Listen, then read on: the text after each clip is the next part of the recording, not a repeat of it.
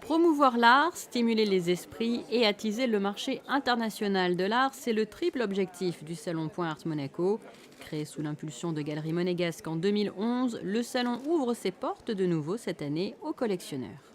On essaye de faire voir tous les types des arts, pas seulement les tableaux comme les meubles, l'argenterie, les antiquités, la sculpture et l'art contemporain, l'art moderne et l'art ancien.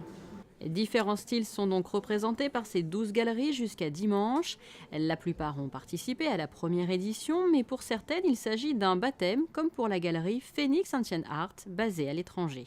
On pense qu'ayant des galeries à Genève et à New York, Monte-Carlo a certainement une population de collectionneurs avertis qui ne sont pas nécessairement toujours présents sur tous les grands salons et rendez-vous du marché de l'art pour des questions d'agenda ou autres, et qui ne passent pas nécessairement dans nos galeries. Donc on est venu vers eux plutôt que de les attendre sur ces autres rendez-vous.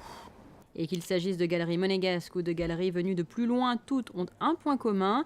Elles présentent des pièces prestigieuses, de véritables coups de cœur bien souvent pour les propriétaires des galeries. C'était un sculpteur futuriste qui s'appelle Tayat. Il est allé à la Biennale de Venise de 1931 et représente, le titre c'est Le Plongeon. Et c'est très stylisé, vraiment c'est une sculpture futuriste, très intéressante parce que c'est essentiel. Lui, c'était un sculpteur il était aussi un designer. Il faisait aussi des meubles, il faisait aussi des tableaux.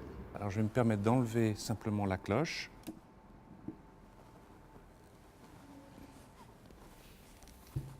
Alors c'est un objet tout à fait étonnant dans un corpus qui est devenu relativement connu ces dernières décennies. Donc il s'agit effectivement d'une figure féminine qu'on a appelée, puisqu'on n'a pas d'autre terme, princesse ou idole. On les connaît dans plusieurs positions, debout, assises, et puis comme celle-ci, presque couchée. Moi j'aime bien penser en fait qu'elle vole. Dans ce corpus, il en existe une demi-douzaine peut-être, ou un tout petit peu plus, qui sont de ce type-là. Très peu dans des musées importants, que ce soit le Louvre ou autre. Avis donc aux amateurs et aux collectionneurs pour découvrir toutes ces pièces de plus près. Rendez-vous jusqu'à dimanche au Sporting d'hiver.